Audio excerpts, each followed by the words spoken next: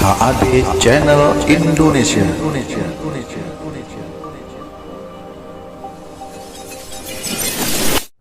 Kondisi atau waktu disunnahkannya untuk berwudu ada 13. Satu, ketika mau pergi ke masjid. Ya, kalau bisa wudunya mulai dari rumah. Kalau ke masjid, loh Ustadz lah, kalau di tengah jalan batal, ya nanti wudunya di masjid aja, jangan pulang lagi, nggak kelar-kelar ini nanti ya.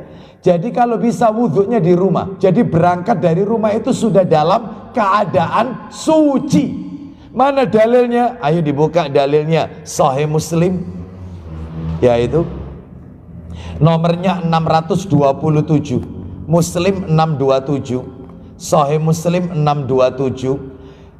An Abi Hurairah radhiyallahu an qala Rasulullah sallallahu alaihi wasallam, man tatahhara fi baitihi thumma masya ila baitin min buyutillahi liyaqdi faridatan min faraidillah. Silakan.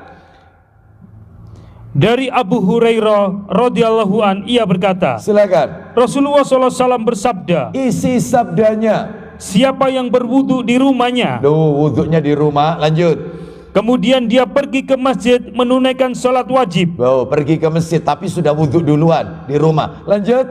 maka setiap dia melangkah 2 langkah, Kanat khatwatahu ihdahuma takhuttu khati'atan wal ukhra tarfa'u darajatan. Ulang lagi dikit tadi.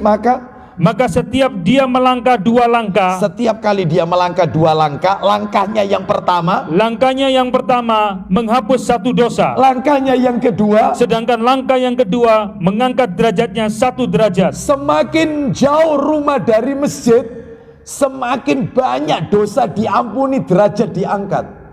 Itu mana lebih enak, rumah dekat masjid atau jauh masjid? Jujuro Dekat masjid, Bu, ya. Ya pahalanya ya apa noe. Iya. Ada ndak orang itu dekat masjid malah gak sobo masjid, malah nggak pernah ke masjid? Ana ini. Banyak. Ini. Iya. Nggak pernah. Ya masjid karena dekat masjidnya tidak syar'i.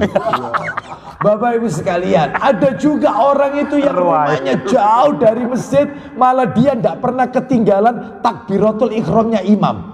Jadi adzan itu belum adzan sudah datang. Ada, ya semua tergantung niatnya. Saya punya teman itu Bapak Ibu sekalian, dia memang mulai dari SMA suka mapala, mendaki gunung. Kesenangannya itu memang.